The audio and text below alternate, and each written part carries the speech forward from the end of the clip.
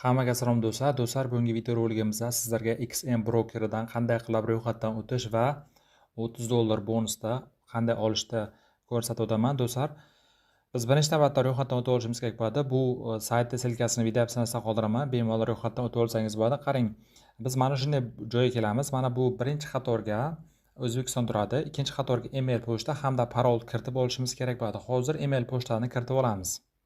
Do'stlar, mana email pochtani kiritib oldim. Qarang, kiritib olasiz bironta email pochta. Keyin mana bu joyda mana parolni uzunligi 10 ta harfdan 15 ta harfgacha bo'lishi kerak. Bu yerda mana parolni tartiblari ko'rsatilgan. Bitta katta raqam hamda raqamlar hamda mana shunday turli xil belgilardan iborat parol kiritib olamiz. Do'stlar, mana men kiritib oldim va mana bu galishkani qo'yamiz va registratsiya tugmasiga bosib hozir sizlarga qanday ro'yxatdan o'tishni ko'rsatib o'taman.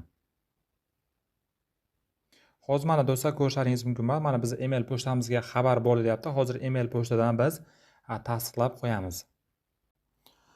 Mana email pochtamizga keldi. Mana podtвердить adres pochta degan tugmani bosamiz va hozir biz tasdiqlab qo'yamiz. Hozir mana bu yerda bizda tasdiqlanadi. Sizlar ham mana shunday tartibda bemalol email pochtangizni kiritib olasizlar. Do'stlar, mana hozir kirib oldik XM brokerga. Endi hozir qanday qilib ro'yxatdan o'tishda, ya'ni ma'lumotlarni kiritishda ko'rsatib o'taman. Do'stlar, mana hozir XM brokerga kirib oldik. Hozir sizlarga oson bo'lishi uchun mana hozir tarjima bo'limidan sizlarga tarjima qilib ko'rsatib o'taman. Qarang, biz bu yerdan mana kirib olgan paytimiz bizga turli xil bonuslar beradi. Bu bonuslarni ham ko'rsatib o'taman. Ya'ni $30 bonus olish uchun do'stlar biz birinchi navbatda hisobimizda tasdiqlashimiz kerak bo'ladi. Buning uchun mana tasdiqlang degan tugma bor. Shu tugmani ustiga bir marta bosib hozir biz o'zimizning pasport ma'lumotlarimizni kiritib olishimiz kerak bo'ladi. Hozir bir daqiqa mana tarjimaga o'tib olamiz va qarang, bu yerda mana biz ismimizda hamda otamizning ismini hamda familiya hamda tug'ilgan sanamizni va telefon raqamlarimizni kiritib olishimiz kerak bo'ladi. Buni kiritib olasizda, kiritib olganlaringizdan so'ng ikkinchi etap hozir ya'ni hujjatlaringizni kiritib olasiz. Ya'ni mana bu joyga ma'lumotlaringizni kiritasiz. Do'stlar, men ma'lumotlarimni kiritib olganman. Hozir og'zaki tushuntirib o'taman. Ma'lumotlarni kiritasiz. Ikkinchi qadamda mana pasport ma'lumotlaringizni tanlab qoldirib, pasportlaringizni skaner qilasiz va yashash joyini ham pasport joyida bor. Shu rasmlarni kiritib olib, ro'yxatdan o'tib olasiz. Ya'ni ma'lumotlarni yuborasiz. Yuborgandan so'ng bu bir kun ichida sizlarga email pochtalaringizga xabar boradi, ya'ni ro'yxatdan o'tganingiz haqida. Yoki agarda bironta joyda xato bo'ladigan bo'lsa, ushbu joylarni to'g'rilab qayta kiritasizlar. Hammasi oson. Shaxsiy ma'lumotlar hamda pasport rasmini yuborasiz, bo'ldi. Do'stlar, pasport ma'lumotlarimizni kiritib olganimizdan so'ng bizning email pochtamizga xabar boradi. Ya'ni biz ro'yxatdan o'tganimiz haqidagi ma'lumot biz email pochtamizga boradi. Undan so'ng biz mana kirib olamiz XM brokerga. Kirib olgan paytimiz do'stlar, sizlarga hozir qanday qilib ro'yxatdan o'tayotgan paytdagi $30 bonusni olishni ko'rsatib o'taman. Do'stlar, mana bizda asosiy mana shunday bo'limida shu joyda mana birinchi joyda $30 bonusni oling degan tugma chiqadi. Buning uchun qarang, biz misol uchun mana bonusni oling degan tugmani ustiga bosamiz, lekin buni emas. Misol uchun mana shu joyda $30 bonus bo'ladi. Ustiga bosganimizdan so'ng bizning telefon raqamimiz turadi. Shu telefon raqamimizni misol uchun kodni olish degan tugmani ustiga bir marta bosadigan bo'lsak, kod boradi. Kodni biz kiritib qo'yganimizdan so'ng bizga mana shunday $30 bonus beradi. Do'stlar, bu mana bizga $30 bonus berdi. Endi buni biz MetaTrader 5 ilovasiga qanday qilib ulashishni ko'rsatib o'taman. Do'stlar, MetaTrader 5 ilovasiga ulashishimiz uchun bizga mana bu raqamimizga qarab olib, hozir MetaTrader 5 ilovasiga qanday qo'shishni ko'rsatib o'taman.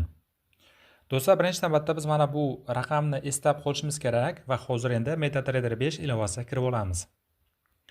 MetaTrader 5 ilovasini Play Marketdan yuklab olasiz. Yuklab olganingizdan so'ng qarang, mana yuqorida mana plus degan tugma bor. Plus yo'q. Plus emas, mana bu manage accountsga bosamiz. Bosganimizdan so'ng mana bu yerda plus tugmasi bor. Shu tugmaga bosamiz va mana bu yerdan XM Global deb yozamiz. XM Global do'stlar, mana bizga kelib chiqdi. XM Global yana birinchisini tanlab qoldiramiz. Qarang, bu yerda misol uchun biz login parollarimizni qo'shishimiz uchun mana buni juda ham ko'plab turlari bor. Misol uchun qarang, XM Global MetaTrader 5, XM Global 10 mana shunday turlari bor. Buni qanday tanlab olishimiz kerak? Buni hozir misol uchun akkauntlaringizdagi bosh raqamiga qarab qo'shib olasizlar. Ya'ni do'stlar, misol uchun agar sizni misol uchun ya'ni akkauntdagi raqam agar 5 bilan boshlanadigan bo'lsa, MetaTrader 5 da o'zini qo'shib olasiz. Agarda akkauntingiz raqami 6 bilan boshlanadigan bo'lsa, MetaTrader 5 2 deganini qo'shib olasiz. Agar akkauntingiz boshlanishi misol uchun 8 bilan boshlanadigan bo'lsa, MetaTrader 4 qo'shasiz. 9 bilan boshlanadigan bo'lsa, MetaTrader 5 qo'shasiz. Bu yerda hozir mana bizda 8 bilan boshlangan, mana 851 ya'ni 8 bilan boshlangan. Buning uchun biz mana MetaTrader 5 4 deganini qo'shib olamiz mana. Bu yerda mana XM Global MetaTrader 5 4 mana bosamiz. Do'stlar, endi mana loginga biz hozir boyaga mana bu raqamni kiritamiz. Ya'ni mana bu 851 deb boshlanganini kiritib olamiz. Do'stlar, mana loginga kiritib olasiz. O'zingizda raqamingizni kiritasiz. Parolga esa xuddi mana shu XM Brokerda ro'yxatdan o'tgan parolingizni kiritasiz va endi do'stlar, hozir mana yana XM Brokerga kirib oldik. Hozir sizlarga qanday qilib qo'shishni ko'rsatib o'tdim. Endi bundan keyingi narsani ham ko'rsatib o'taman. Qarang. Bu yerda aksiyalar haqida ma'lumot berdim. Menimcha hozir aksiyalar haqida yana bir ko'rsatib o'taman. Qarang. Bu yerda do'stlar, misol uchun agar siz mana shu MetaTrader ya'ni XM Brokerida misol uchun umuman savdo qilishni bilmasangiz, misol uchun sizdan bu yerda mana XM Copy Trading degan bo'lim bor. Mana bosamiz va bu yerda do'stlar biz misol uchun mana professional traderlarning savdosidan nusxalab olib savdo qilsak bo'ladi. Ya'ni biz umuman bizda bilim bo'lmasa ham mana shu professional traderlarning ochgan sdelkasi bo'yicha biz bemalol savdo qilsak bo'ladi. Misol uchun bu yerda mana turli xil ya'ni professional traderlar bor. Qarang, buni ham hozir ko'rsatib o'taman. Misol uchun mana birinchisi ko'rsatilgan. Misol uchun mana bu 1 oyda 82% daromad qiladi ekan. 82%. Agarda biz mana shu unga biz qo'shiladigan bo'lsak, 1 oyda bizning pulimizda, misol uchun $100 pulimiz bo'lsa, $100 pulimizda $182 qilib beradi va bizdan 25% daromadimiz oladi. Ya'ni misol uchun $25 ni oladi. Qolganini misol uchun ko'paytirib beradi. Bu 1. Bu mana bu 1 oylik daromadi. Endi qarang, juda ham ko'p, buni tanlab olsak ham bo'ladi. Mana ikkinchisi Algo Trader degani bor, ya'ni bu 52% ko'paytirib beradi. Misol uchun bu yerda mana kunlik 5%, 1 oylik 57%. Misol uchun bunda mana shaxsiy umumiy $1471 ekan, bu sal kamroq ekan. Yana ko'rasiz, Bloom Trader degani bor ekan, Bloom Trader.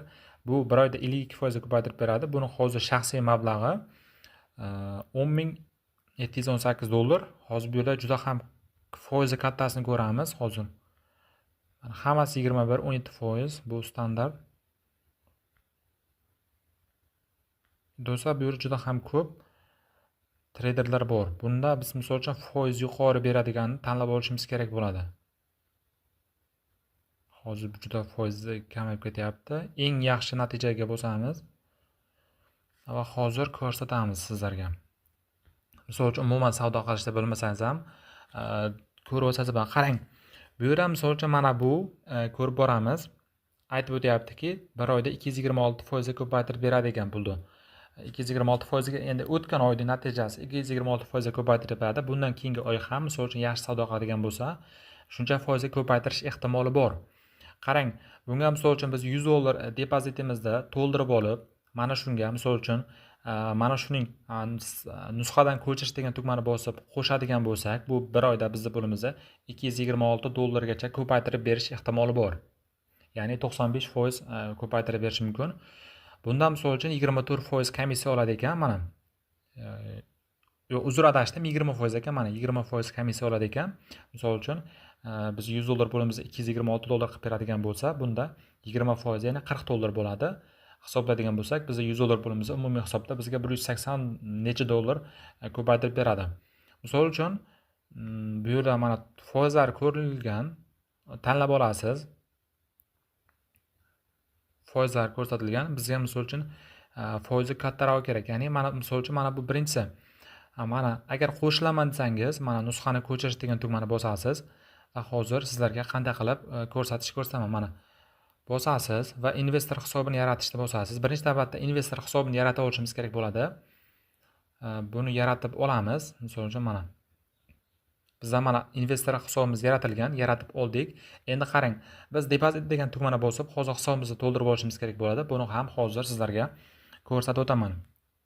investor hisobi do'stlar bizga yaratib oldi. Do'stlar, endi qarang, bu yerda biz misol uchun hisobimizni to'ldirib olishimiz kerak bo'ladi. Misol uchun mana Visa karta, mana kriptovalyuta orqali yoki mana bizga eng qulay Uzcard hamda Humo kartalar ham bor.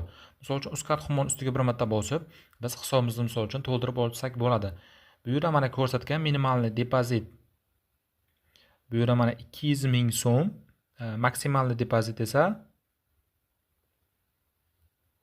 10 million so'mgacha ekan. Bu yerda misol uchun necha pul kiritmoqchisiz? Misol uchun 1,5 million. Mana 1,5 million yozasiz. 1,5 million pulingiz qarang. Bu yerda mana $111 bo'lar ekan. Depozit degan tugmani bosib, misol uchun sarmoya kiritib olasiz. Sarmoya kiritib olganingizdan so'ng do'stlar, Copy Trading bo'limiga kirib olib, mana shu, ya'ni professional treyderlarga misol uchun qo'shilib olasiz. Misol uchun keyin siz kirishingiz ham shart emas. Ularda o'zi misol uchun savdo qiladi, sizga avtomatik pullar ko'payib boradi. Ya'ni bir oyda misol uchun pulingizni risksiz ko'paytirib olsangiz bo'ladi.